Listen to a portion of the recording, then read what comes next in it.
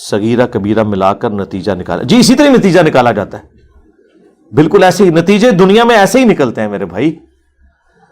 یہ نتیجے ایسے ہی نکالنے ہوں گے. مثلا جب آپ رفع الیدین کرتے ہیں تو حنفی پتہ آپ کو کیا کہتے ہیں؟ رفع الیدین کا حکم دکھائیں.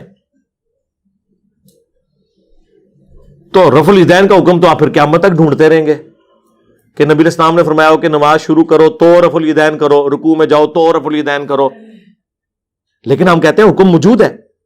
کہتے ہیں کہاں؟ میں نے کہا بخاری مسلم میں، کہ صحیح بخاری صحیح مسلم دونوں میں ہے کہ حضرت مالک بن حویرث رضی اللہ تعالیٰ عنہ وہ کہتے ہیں ہم چند نوجوان تھے، غزوہ تبوک کے موقع پر مسلمان ہوئے، نبی علیہ السلام کی خدمت میں 20 دن تک رہے، یعنی حضور کی وفات سے آلموسٹ 1.25 سال پہلے.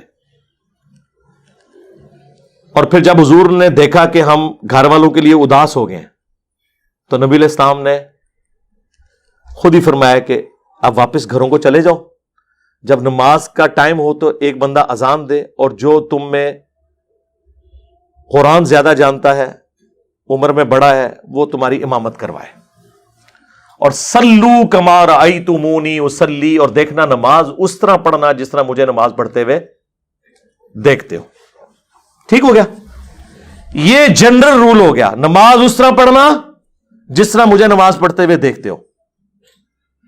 اور بخاری مسلم دونوں میں حدیث ہے کہ اللہ نے مجھے جوامع کلمات کے ساتھ بھیجا ہے. میں بات مختصر کرتا ہوں اور مفہوم گہرا ہوتا ہے.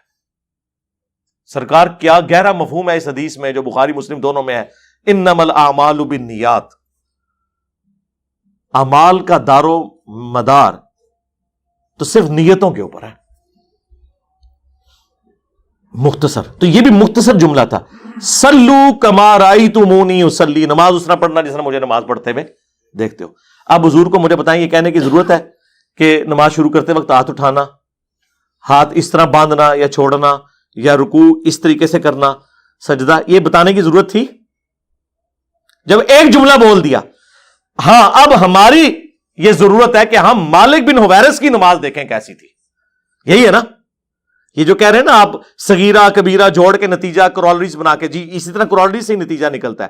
پورا دین، اس کے عقیدے، اس کے احکام و مسائل اسی طریقے سے ہی نکلتے ہیں. تو مالک بن حویرث کی حدیث بخاری مسلم دونوں میں ہے کہ جب وہ نماز شروع کرتے تو دونوں ہاتھوں کو اٹھاتے. بخاری میں تو اٹھانے کا ذکر ہے، مسلم میں ہے کہ کانوں تک اٹھاتے، یعنی انگلیاں کانوں کی سیدھ میں اور ہتھیلیاں کندھوں کی سیدھ میں، اور رکوع میں جاتے وقت بھی اور رکوع سے اٹھتے وقت بھی. اور بلکہ بخاری میں تو جلسہ استراحت کا بھی ذکر ہے کہ مالک بن حویرث اس وقت تک طاق رکعتوں میں قیام کی طرف نہیں جاتے تھے جب تک کہ بیٹھ کے اٹھ نہ جائیں. یعنی پہلی رکعت پڑھی نا تو 2 سجدے کر کے بیٹھتے تھے اور پھر سہارا لے کے کھڑے ہوتے تھے دوسری رکعت کے لیے. تو اب کوئی کہ جی آپ یہ جوڑ رہے ہیں تو اس طرح ہی نا میرے بھائی. ویسے تو آپ بڑی رٹ لگاتے ہو فیک فیک فیک. او جی وہ فقہا ہوتے ہیں، مجتہد ہوتے ہیں، جن کے سامنے ساری احادیث ہوتی ہیں، پھر وہ ایک رزلٹ نکالتے ہیں. ادھر جو ساری حدیث ہے جو غلط رزلٹ کٹ رہے ہوتے ہیں وہ مان لیندے ہو. اور جو بندہ ساری آیات اور احادیث سے صحیح رزلٹ نکال کے بتا رہا ہے، جو ایک ان پڑھ کو بھی سمجھ آ جائے اور ایک پڑھے لکھے کو بھی سمجھ آ جائے، اس کو کہتے ہیں آپ نکال رہے کیوں ہیں. تو سرکار یہ جو خوارج کے جنازوں والی بات ہے یہ میں نے اسی طریقے سے ہی بتائی جائے گی.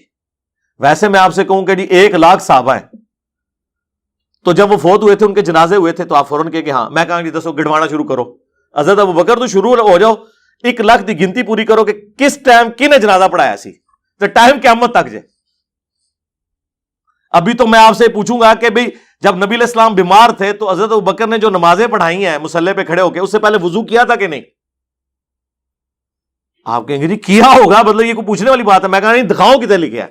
تو کوئی نہیں ہوتے صرف نماز پڑھانے کا ذکر ہے. اور پوری زندگی جو صحابہ کرام نے نمازیں پڑھی وہ وضو کے ساتھ پڑھی. جی وضو کے بغیر تو نماز نہیں ہوتی ہے، قرآن میں بھی حکم آیا ہے. نہیں سرکار یہ آپ جوڑ رہے کیوں ہیں؟ آپ اسپیسیفک بتائیں کہ اس نماز سے پہلے وضو کیا تھا کہ نہیں. اب آ جائیں آپ اس طرف. سورۃ البقرہ کے آغاز میں اللہ تعالیٰ نے 3 کیٹیگریز بتائی ہیں انسانیت کی. نمبر 1 اہل ایمان، نمبر 2 اہل کفار، اور نمبر 3 منافقین. چوتھی کوئی کیٹیگری نہیں ہے. اگر ہے تو مجھے بتا دیں.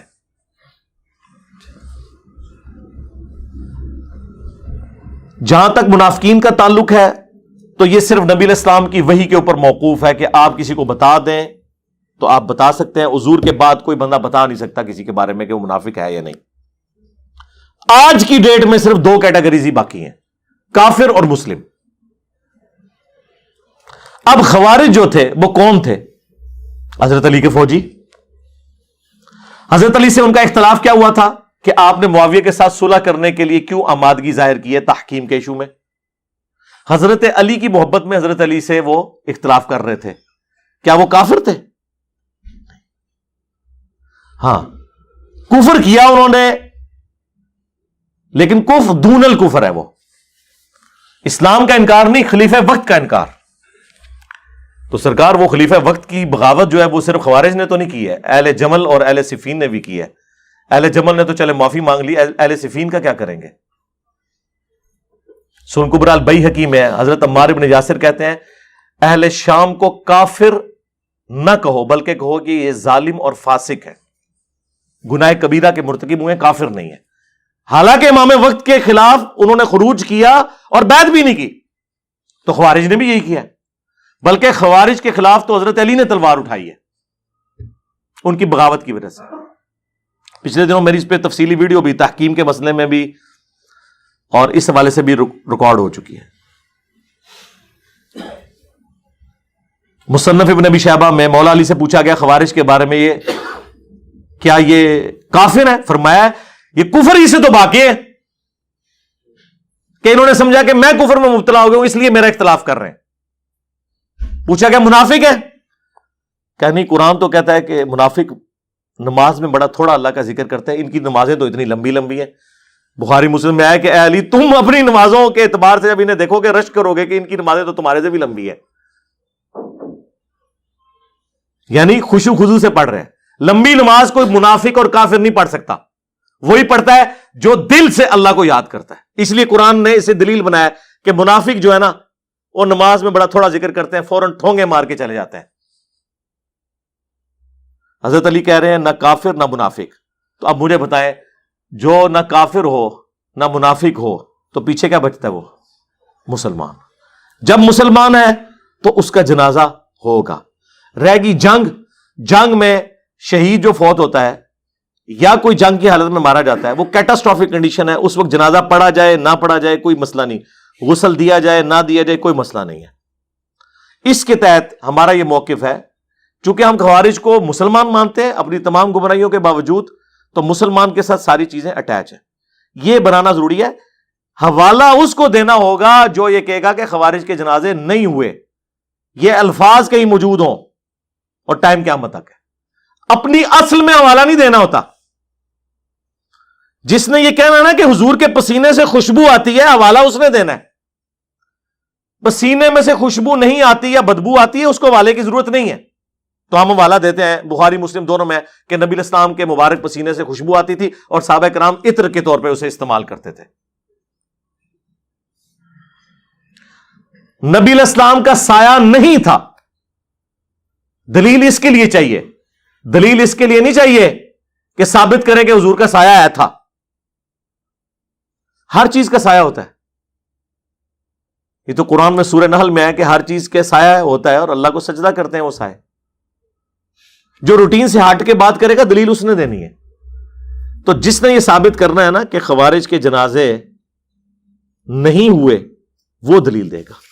خام خواہ چیزیں اور اس کے اوپر پھر مجھے کہتے ہیں یہ خوارج کا کسا ہمدردی کر رہے ہیں. یعنی جو لوگ امیر شام کا جھوٹا دفاع کر رہے ہیں وہ ہمیں خارجی کہہ رہے ہیں. جو حضرت علی کا دفاع ایسا کر رہا ہے کہ کبھی شیعان علی نے بھی وہ دفاع نہیں کیا، اسے یہ کہنا خارجی. تو اپنی عقل کے ماتم کروائیں. آپ کا حال تو وہی ہے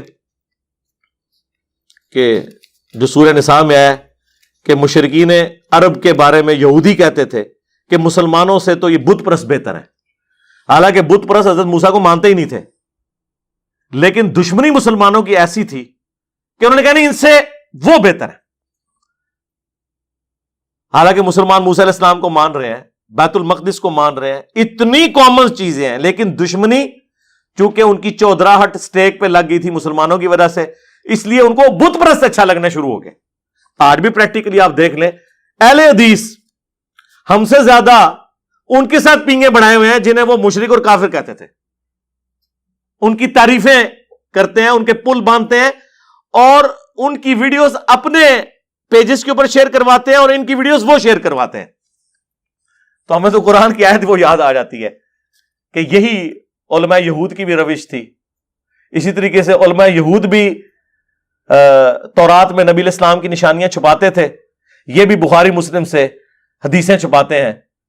2812 تقتلہ الفئۃ الباغیہ یدعوہم الی اللہ ویدعونہ الی النار ویح عمار، اے افسوس عمار، تجھے ایک باغی جماعت قتل کرے گی، تو انہیں اللہ اور جنت کی طرف بلائے گا، وہ جماعت جہنم کی طرف بلائے گی۔ نہ صرف یہ چھپاتے ہیں ان حدیثوں کو، بلکہ کہتے ہیں حدیثیں بیان کرنا حرام ہے۔ دیکھیں سیم اینالوجی بن رہی ہے، یہ بھی میں نے وہ کہتے ہیں نا جوڑتے ہیں، جوڑ کے بھی رزلٹ نکلتا جائے، جوڑ کے ہی نکلتا ہے۔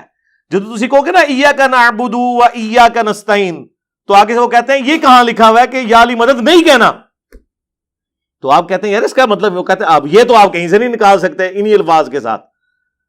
تو دین کا ہر مسئلہ اسی طریقے سے ثابت ہوتا ہے، ٹھیک ہے۔